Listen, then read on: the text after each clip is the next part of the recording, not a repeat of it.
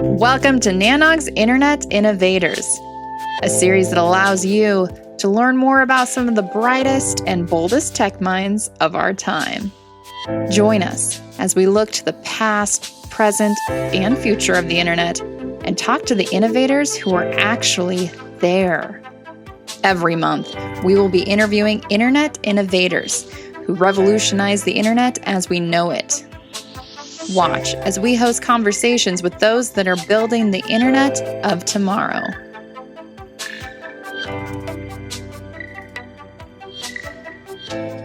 Welcome to another exciting episode of Internet Innovators. I'm Elizabeth Drolet, and today I'm speaking with Nii Quaynor. Nii is known as the African father of the Internet. He's also a Hall of Fame inductee. He has also established some of the first internet connectivity in Africa and has set up key organizations like the African Network Operators Group.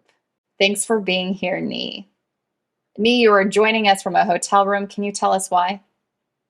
Okay, I'm here in Mauritius because once a year we try to have an annual general meeting for AfNOG, which is a numbers registry.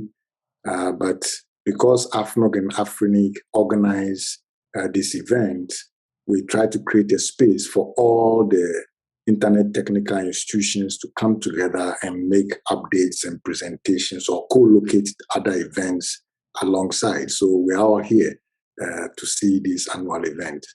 Nii, you were born in Ghana in 1949. Where did you grow up? Okay, I grew up in a suburb of the capital city, Accra, and the suburb was known as Adabraka. And I had a relatively large family with several siblings. There were 7 total of us, and we grew up together, quite well. What were your passions as a kid? Somehow I had a little bit of a knack for good mathematics. I used to like what they call applied mathematics was one of my favorite things. And I was always reading through my senior brother's books and trying to solve problems which were slightly bigger than myself. So that might count as a passion for me, that I was quite attracted to mathematics and to an extent physics as well. How did those passions lead to becoming Africa's father of the Internet? When I arrived in the US, I found out that I did have a peculiar, let's say, advantage in these 2 subject areas. And so in the early courses, I was doing quite well, and I was encouraged to do more of that. So I stayed with it. The only difference was I didn't want to become a physicist nor a mathematician. So I opted to join the engineering program, and that changed my life. And so you came over to the States to pursue an engineering degree that was in 1970s something? Yes, 1969 exactly is when I arrived in the US, and I went as far as New Hampshire in Dartmouth, and the environment was such that I could excel. And I pursued it gradually, and I didn't know I was going anywhere, but I got enough encouragement and I kept on moving forward. And my intention was to go straight through school before going to industry, and that's exactly what I did. Looking back, did you ever think you'd play such a huge role in expanding internet to the country? I really did not think about it that way, for the simple reason that I was the last boy in the family. And so all my senior brothers and I especially came back to Ghana after being in Henry Ford Hospital as an eye specialist. Another one was forestry. He came back to try and build up the timber industry, wood technology industry. Others were like highway, civil engineers. They all came back. So in a way, I assumed that eventually I'll also return. But it did not strike me as I was going to be anything particular. Just normal engineer studying and trying to go back. What sparked your curiosity so intensely about this industry during that time? This was the era of time sharing, And Dartmouth College had a peculiar, set of time sharing tools, Dartmouth time sharing system.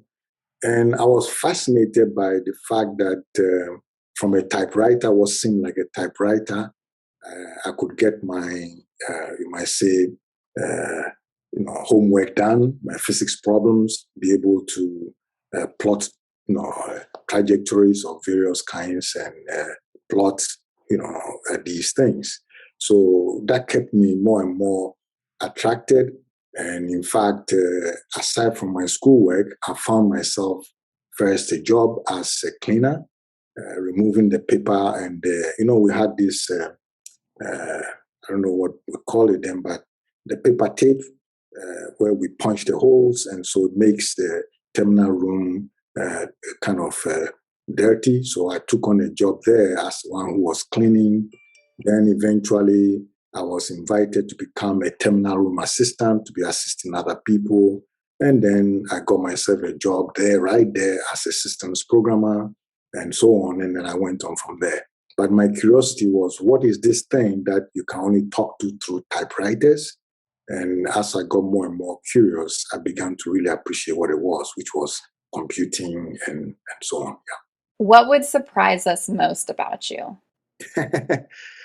Okay, in this career area, I spent a year in the University of Ghana trying to become a medical practitioner, but I was not successful in the sense that I discovered something about myself, which was I did not like the dissection of different animals. If you give me, I always cut the vessels and the blood would clutter the area. So I kind of knew I didn't have a good acumen for that. So I just stuck with what I had. In other words, what I'm saying, when I went to pre-med, I did not do well in zoology. And so I advised myself, I think sometimes it's good to know what is not good for you.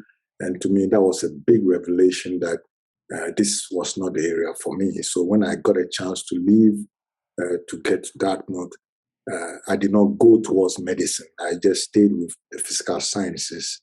And it turned out to have worked out well for me. Well, we are all thankful that you didn't like to dissect things. Yeah. So who were your role models growing up? At the time, the main role model was our first head of state, who sacrificed a lot and was known as Kwame Nkrumah. And for most of us, the young ones, it was as though he was giving us a future. Unfortunately, he didn't last long. And so, well, I left soon after he was deposed, but he remained an inspiration for many of us that, yes, Africa can do. And so we all tried to excel in our area with that kind of spirit. Yeah, he was a good role model. Much later, I got also keenly interested in Mandela of South Africa and how he also led his own people.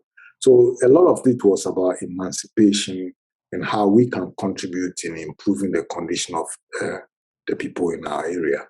How has that influenced your career?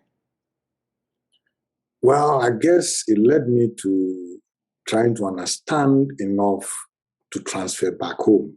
So the knowledge transfer part really changed my own perspective.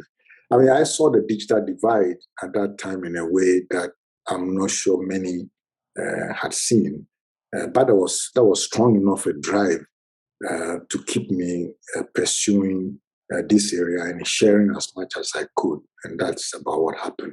When you say you saw the digital divide in a way that others weren't, what does that mean? What I mean is that when I was undergraduate, I was working with time sharing system. Yeah. The colleagues in Ghana did not know what that was. And each time I visited, I could see that even telecommunication was a major problem. If you wanted to send cable or telex, you're going to have to go all the way to the telco's headquarters. And that was not something that I was used to because I had spent a long time in the US. So those were the things that I meant by digital divide. We didn't have that much infrastructure. We didn't have many people who even knew what this was. We didn't have a community around any of these things. All these became new things that I had to, in some sense, instill in our environment. When you were looking at this in those early days of, like in the same time, like Vince Cerf was looking at this and Leonard Kleinrock, and you were in your point of reference from Ghana and your culture, what were you seeing as like the bigger impact this could make to the people back home? Vint and the Kleinrocks were much ahead. I read about them when we were in graduate school. That's when I read Vint's paper. And also I had an opportunity to, one of my colleagues ended up working with Steve Crocker in BBN.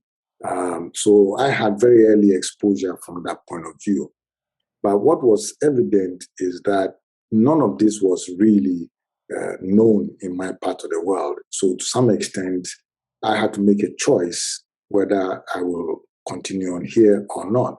And I know many of my professors also were torn between the same thing. Some even advised me to study power systems because I could. My engineering was capable enough to do that. But I just felt like I've seen something peculiar that was nowhere available in my region. And so I became more interested in taking that home. So I was not interested. I was not about to accept any of the suggestions of doing maybe some of the other fields, which were equally needed. But I thought this was an area where I could make a difference because I was quite prolific in writing programs at the time. I was a systems programmer. I was working comfortably in assembly language on the GCO system. So I was developing rather very unique skills, and I wasn't about to change my mind, even though I knew I may not be able to use it back home. I wanted to make some effort to send some of that knowledge back home. As a person of color, what was your experience like, especially in the early phases of your career?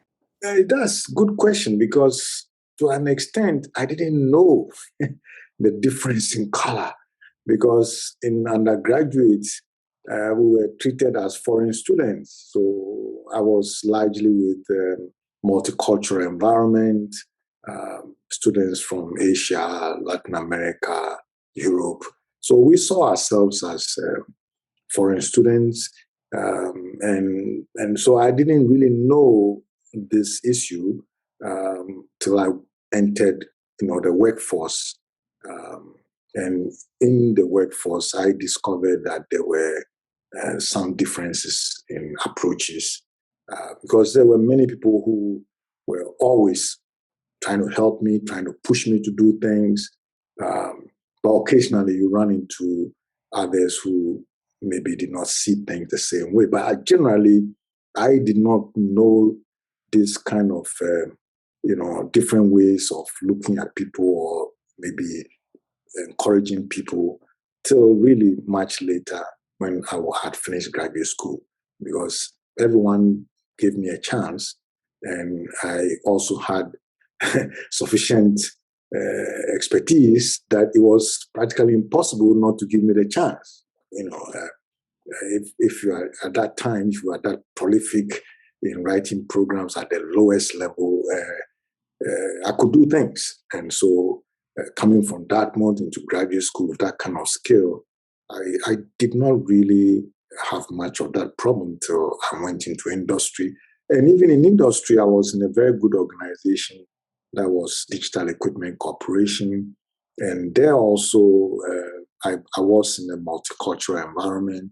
And in fact, the teams I built there were known as the United Nations because I attracted a wide variety of personalities, including many, many, many North Americans. And so it was kind of not a direct hit for me till much later.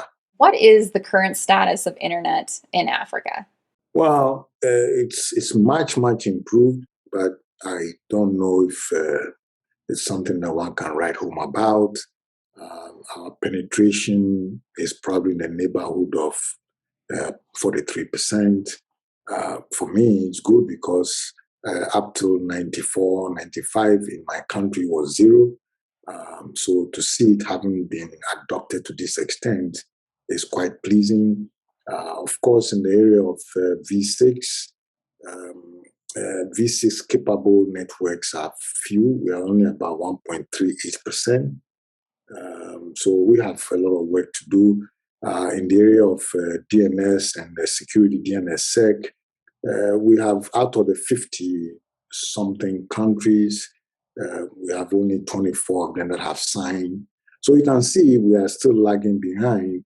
But in my opinion, this is already a big improvement. And it's to an extent that it cannot be stopped. It's just a question of how fast can we push it to go. And so far, I think it's good. It's okay. How does the current status compare and contrast to that of the States? Well, US is the center of the internet, so I don't know. It's not a fair comparison, but I mean, for instance, penetration in the US must be approaching 100%, maybe 95% or something like that. So, I mean, and also there's a lot more critical mass of expertise in the internet in the US, and so folks are able to evolve it. In our case, we don't quite have critical mass in any of the countries, in my opinion. But what we've tried to do is marshal the forces across the continent to get a semblance of capacity. And that is what you see in the institutions and things that we are creating. So US is a very special one. I mean, the universities are superb and they are well resourced. In our case, the teaching load is too heavy. So, so most research is done kind of not with the same intensity. But nonetheless, compared to where we were, this is pretty good. So, what has been the result of internet accessibility and development in Ghana? Okay, Ghana, maybe penetration is slightly above the average, 46%. And there seems to be some general interest in policies to enable more internet. Quite often, there's more lip service to the internet than there is. And oftentimes, it's not well understood, the impact. And so wrong decisions are made. For example, the founding ISP that I used to bring internet to Ghana got itself shut down at some point, and there was no policy authority to protect it at the time. So yeah, I mean, but in general, I think it's okay. It is improving, and there are many more people now using it and involved in providing services for it. The hard bit is that in the early days, there were over 100 ISPs in Ghana. But now it has consolidated so much that the smaller ISPs have all disappeared, and you are left with a handful of telecommunication companies who are providing internet service.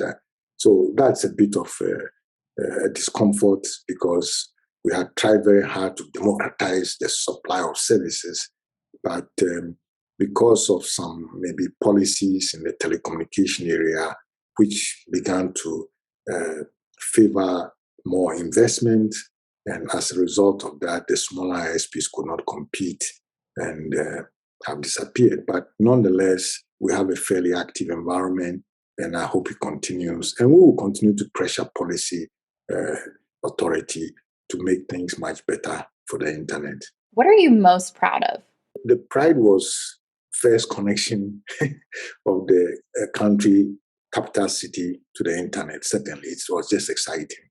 And even so, the response of the early adopters was amazing, meaning that our early adopters were mostly of the diplomatic corps, those who had need to communicate with the outside world, NGOs, and so on, were our early adopters. And we could see the impact on them in a very vivid way. Embassies will come and connect corporations which, let's say, are working in Africa, some of the construction companies will come to us to carry their traffic, email traffic, for example. So those sort of things, you immediately saw that it was delivering something useful to the people at the time. Of course, this is in the 90s, early 90s. But we still saw it. I mean, when people started getting things from the media, for example, international media, directly in the country, they changed. Many UN projects then followed, and as a result of that, we accelerated the adoption. But the internet was still running away, so we are still in a catch-up mode. Yeah. In 2016, you began playing an active role in Ghana in building the blockchain in Africa. At the time, you had planned to do this by using Ghana.com to build out, legitimize the transaction platform, and utilize your position as a university professor at the University of Cape Coast to inform others.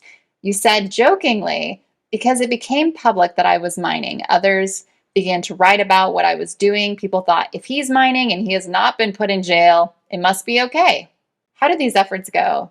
I still mine, but I'm doing more of proof of stake kind of mining as opposed to proof of work, which is Bitcoin, Ethereum. I do more of the Ethereum mining now.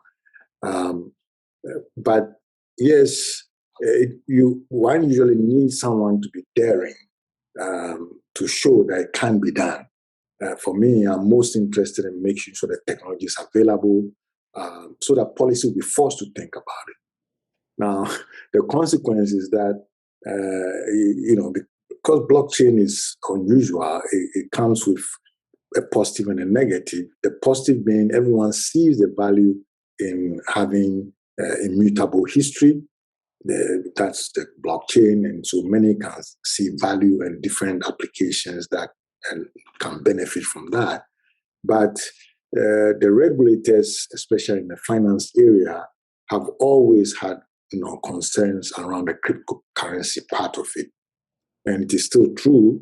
But, as we persevere, Ghana.com was permitted to join a sandbox of the central bank. And we showed all our wares in terms of payments, running an exchange, and so on. I think these are ways that can soften the regulatory environment. We're not yet through in that we don't have a license to operate crypto businesses, but at least we've managed to share with the regulator what technologies we have and how they work. So even if they are concerned about the volatility and some of the concerns around money laundering, anti-terrorism, and so on, at least they have a vivid idea of what a typical operator or provider would do, which means in future they will make much better decisions than they are. And from that point of view, I've been successful in the sense that if I can get the policy authority to start thinking about the impact on society and proposing, let's say, the right policy environment for these things to be adopted, we'll be safer and better off. Yeah. Why do you think Ghana should be a cashless society? Well, Ghana was moving that way anyway because they have mobile money, which is heavily used by the ordinary person. Now, of course, that's a centralized solution where you have to go to a particular provider and pay the money to get the mobile money. But thereafter, you're able to use their platforms to move the money. And so we were moving in that direction already. And they happen to also have a good switching company called Gibbs. And so we were actually moving in that direction. The only thing is that we think centralized is not necessarily the ultimate solution because we want more inclusiveness in this area and also more individual control over their own funds, as opposed to you have to go and call the bank and say, I want my money. If it's your money, you should go to use your money the way you want. And so all these things, I think, are favorable in that we've pressured policy environment to now think through those things to the extent that the central bank is itself introducing its own token, which they don't recognize as cryptocurrency, but as far as we are concerned, if you are using cryptographic methods, you can call it a central bank digital currency or whatever you want, but really you are using some form of cryptocurrency in a way. So these pressures have got governments thinking about what is their response. And that's really what we want. We don't want government to wait so long that it's not able to catch up. We also don't want governments to be beating people, stopping people from adopting the technology. So I think we've made some progress from that point of view. The Bank of Ghana recently cautioned the public of using any form of cryptocurrency. What are your thoughts on this? I think when the internet came, the telecom regulator also cautioned about not to use the internet. But today, it is the same government who is collecting the revenue from the telcos. So, I mean, this is just the beginning. They are thinking about it. So it will go on for a while. But as far as I know, once the central bank itself is introducing, quote unquote, a cryptocurrency, even though they say it's a central bank digital currency, eventually all the banks, all the payment companies will be party, meaning that they would have found in the process the right regulatory environment to make these things exist, because they're not going to go away. More and more people will move in that direction. But at least we've given them a head start to start thinking about what policy enablement can they provide to make a safer environment and use of these things.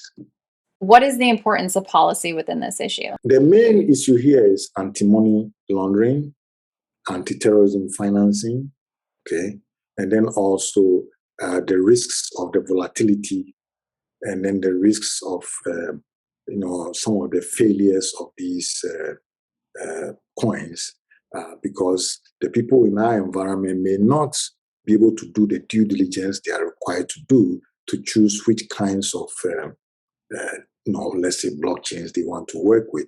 They will tend to take more risks than they need, and so there can be a negative impact on them. So there must be heavy education, heavy awareness. But my approach to these things is I actually like people to touch it. So when I run workshops, I even give out Bitcoin just so that they can get a feel for what it is. If they don't know what it is, they don't know what it means to protect your private keys. They know how to protect their PIN numbers on their mobile money wallets.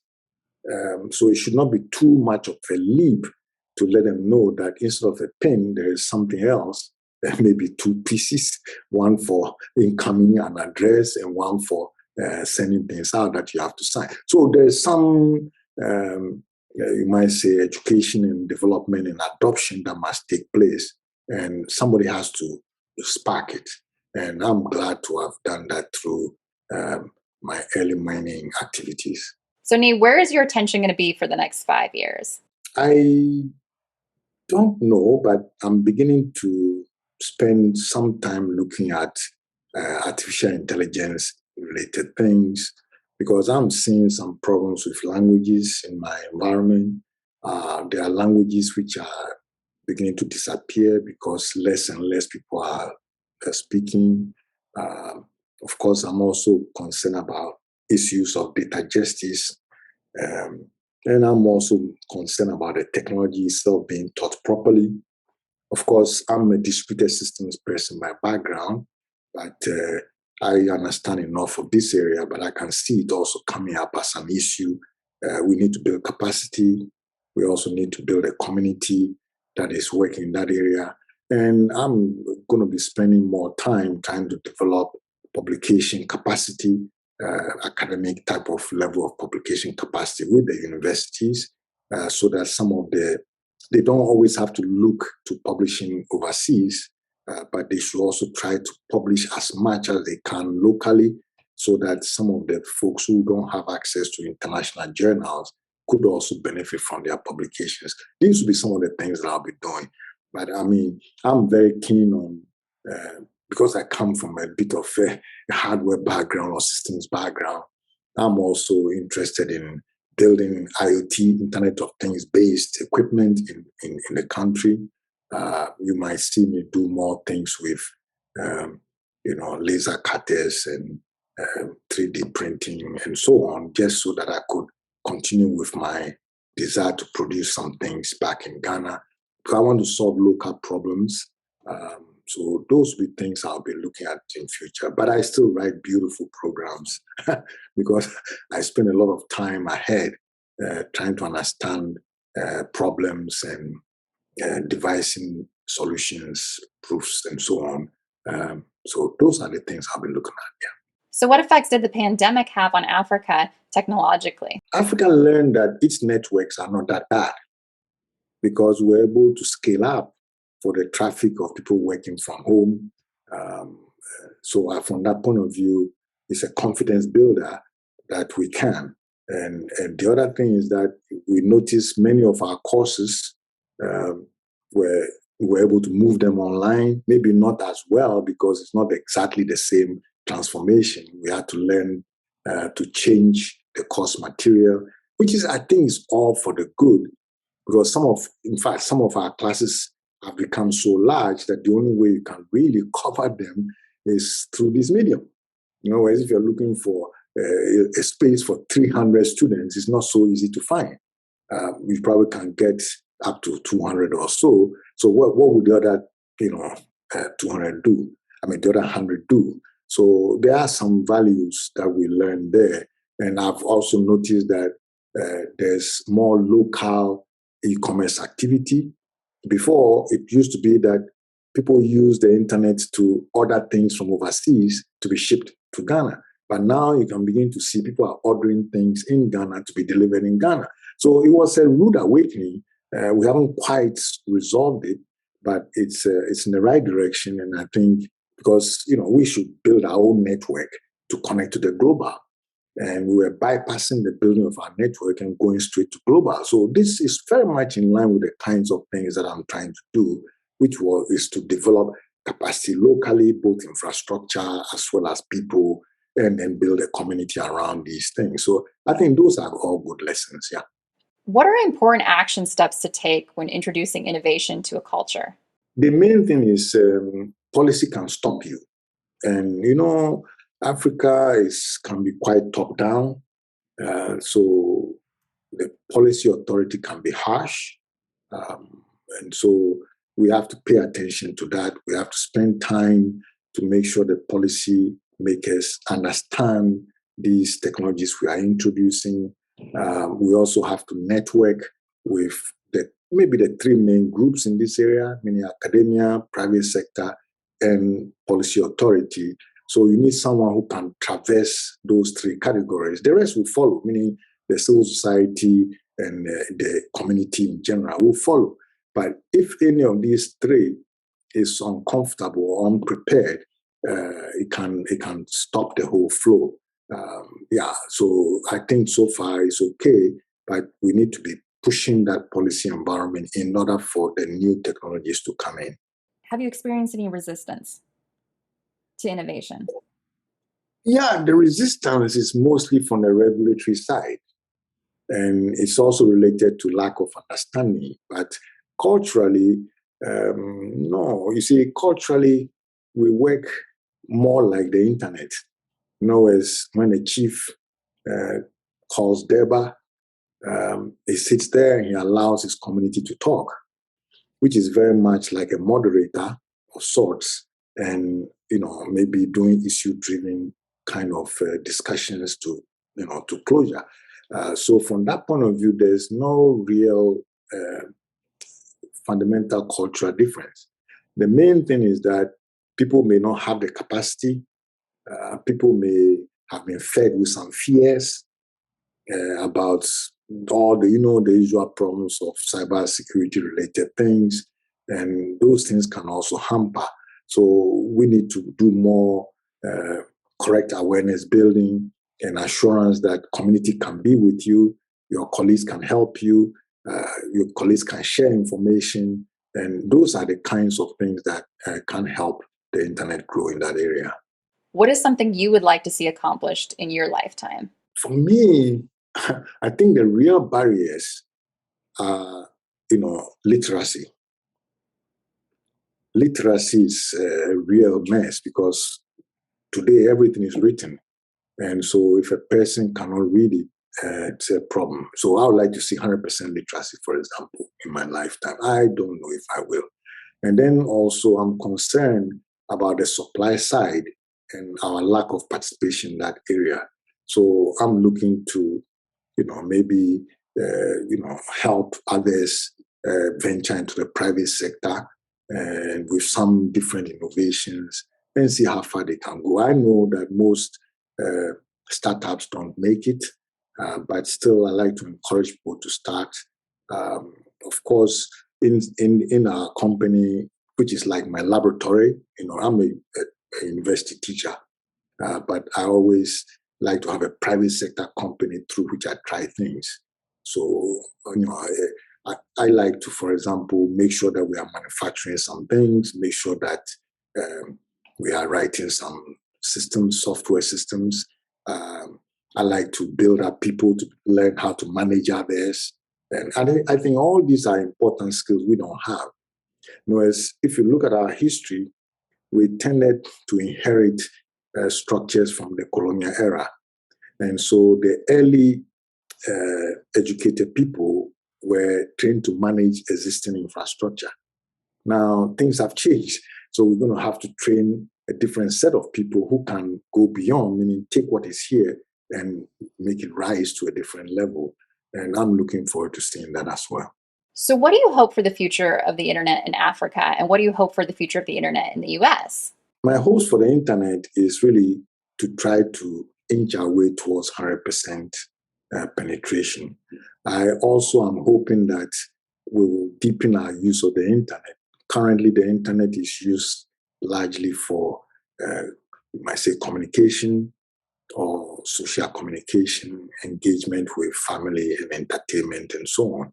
But I really think that we can deepen our participation in internet by, supplying more services on the internet. I mean, it's permissionless. So I think we need to encourage more on the supply side, because we can be quite innovative if we look at our own local problems. Oftentimes, we're all looking at somebody else's problem, meaning international. We go straight to international, thereby not taking advantage of our own, you might say, intrinsic values that we have, because we are not looking at our own. We tend to look outside. Now, with respect to the US, I will be looking more for maybe closer engagement with academic and research institutions, because we also have a research network among our AF community. So I'll be concerned about them. I used to be the chairman of the West Africa Regional Educational Network, Research and Educational Network. So I'll be looking for things of that sort, collaboration, both from the private sector, academia, and so on. I'm looking forward to some of the expertise that US may have in excess, spilling over to help Africa also contribute on the supply side. I mean, I think if we don't get the African supply side going, the internet will not be as rich as it's capable, because there may be some unique things that we can also not innovate from our environment. US, maybe if they solve some of the content moderation problems or data justice related issues, it will help the rest of the world. US in general has provided good leadership, and we're looking forward to them maybe helping out in this area. Some of these things require heavier investment than we can do by ourselves. So more collaboration will be good. I happen to have our interest also in the open data area. I think that culture of being able to take somebody's data, produce something and put it back, it's a good thing to have. So generally, I'm looking for collaboration, and which we have in the internet world, but I want us to deepen it with academia and the private sector. How do you think we can better use the internet as a force of good? The folks in the internet world have very deep values. And the values are about openness, and no need for permission. You should be able to, add to it, and you should be able to openly discuss in the community, and you need to learn to collaborate. So those are very strong, deep values. So from that point of view, we are okay. But in every situation, there are occasional challenges because people want to make value out of things.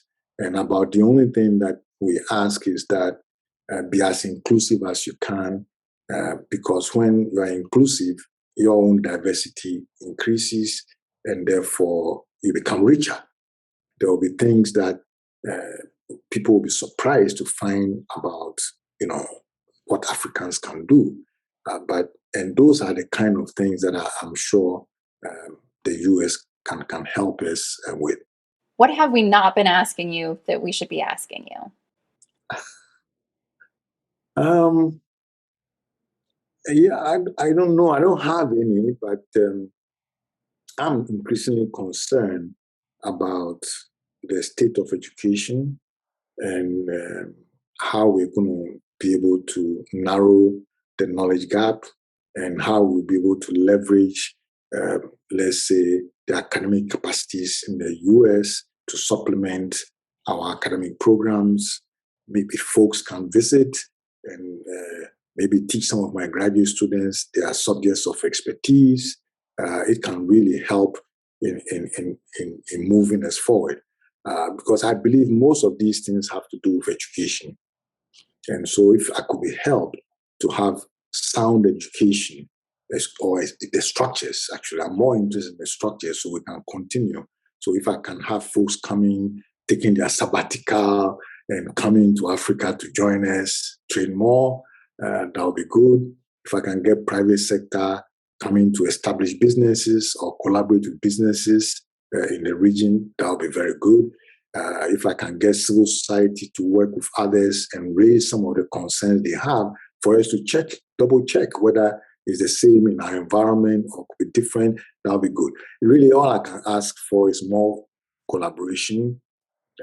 We've done a good job so far, but I know the job is getting harder because even though we're trying to catch up, the gap is not narrowing. It's actually getting worse. And we may get help also from the US on the diplomatic front. And here, my concern is that the multi-stakeholder approach has challenges in an environment which is predominantly top-down. And so we're going to have to double up to influence our policy environment to adopt the multi-stakeholder approach, even outside of the internet governance domain, meaning they should try to apply it in agriculture or in health and see the surprise of getting ideas from people you normally don't expect from. And so it's those sort of values which my colleagues in the US are very comfortable with. Sometimes hits a wall in my environment. You've mentioned a lot about values, and it's very apparent that you are a man of values, education being one. What are some other personal values? Well, I actually believe in the community. I also believe very strongly that knowledge is not retained in books or on the internet, actually, but it's retained in people. Because when it's in books or internet, it's frozen, generally. But when it's in people, it grows. And each time you interact with somebody, it's not what the person says, but it's what it triggers in your mind that makes the difference. And so community has a unique role to play, at least in our industry, where one person cannot understand all of the different aspects of it. So community is a major part of it as well. And then also, we need to work on the policy authority. Like I pointed out, the policy environment is generally top down. If they say no, it's almost like don't touch it. So we need to find ways by which we can soften it a little bit to say, I don't like it, but you keep trying. When you become a problem, I'll tell you to stop. Okay, or let's pause and fix it and you can go on. But if you say no, then nobody learns about the technology. And even when they learn, they'll learn the wrong things because they'll be hiding to learn. But I want it all to be open. And then we can all participate. And if it's not going well, we collectively try to repair it. That would be my take. Yeah. I love that. So many treasures to take away there, Nii. How can we stay updated with what you're doing and what you're passionate about? The best way, since I'm at the root of many of these African internet technical institutions, a good way is to maybe monitor or keep track of the work of these technical institutions. You are familiar with our NOG, AfNOG. We normally like to run workshops hands-on and train people, and left for COVID would have been doing it. But next year we expect to start. And we've got good support from a number of organizations in the US. The Vint has been extremely helpful to us in this area. But at the same time, we also need to do things for ourselves. And we have to find the right ways to do it. But if you track these institutions like the AfNOG also, you'll see me active. And even if you follow the CCTLDs, you'll see me action. If you follow the Research and Education Network folks, right now we have 3 groups that are doing this, one for West and Central Africa, one for Eastern and Southern Africa, and one for the North, which is Assyrian Arab States Research and Education Network. So if you track those, you'll see some things with me. If you track also the emergency response teams, you will also see some of my tracks. If you maybe follow the registrars, one of the things that I do is, even if it's not profitable, I still like to know the technology. So Ghana.com is an accredited ICANN registrar. And so you might see some of our things through my initiatives through the registrar community, and on and on and on. Meaning, as long as it's part of the African technical internet-related institutions, it's quite likely you'll find me there. I'm also very active in the governance forums, in internet governance forums. So yeah, I'm around, and generally I'm not so difficult to find because I'm always looking for some kind of trouble anyway. Well, I'm glad you're always looking for some trouble. You seem to find some good trouble. Yes, I've been in big trouble in the past, but I've survived, so it means that it's not that bad. It has been my sincere pleasure speaking with you today, Nii. Thank you again for joining us all the way from Africa.